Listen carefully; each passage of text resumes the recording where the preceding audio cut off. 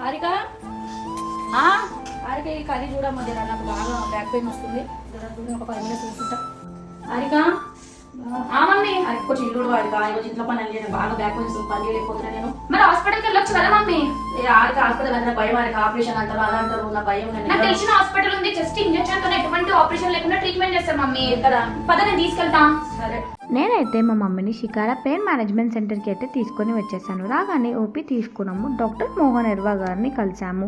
And sir గారికి 20 years experience ఉంది. And first doctor గారు అసలు బ్యాక్ పెయిన్ ఎందుకు వస్తుంది, ఎలా వస్తుంది క్లియర్గా ఎక్స్ప్లెయిన్ చేశారు.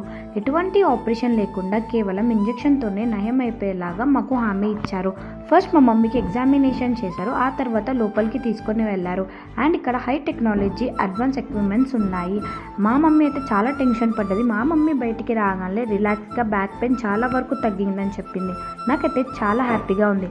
ఇక్కడ బ్యాక్ పెయినే కాదు, ఇక్కడ ముఖాల నొప్పి, షోల్డర్ పెయిన్, నెక్ పెయిన్, ఎటువంటి పెయిన్ అయినా ఆపరేషన్ లేకుండా కేవలం ఇంజెక్షన్తోనే ట్రీట్మెంట్ చేస్తారు. అండ్ ఈ హాస్పిటల్ అడ్రస్ వచ్చేసి Dilsukh Nagar metro pillar number A1559 పక్కనే శిఖర్ హాస్పిటల్ అని కనిపిస్తుంది. మన ఫ్యామిలీలో ఈ వీడియో ఎవరికైనా యూస్ కావచ్చు. సేవ్ చేసుకోండి. మీ ఫ్యామిలీ కానీ మీ ఫ్రెండ్స్ కానీ షేర్ చేయండి.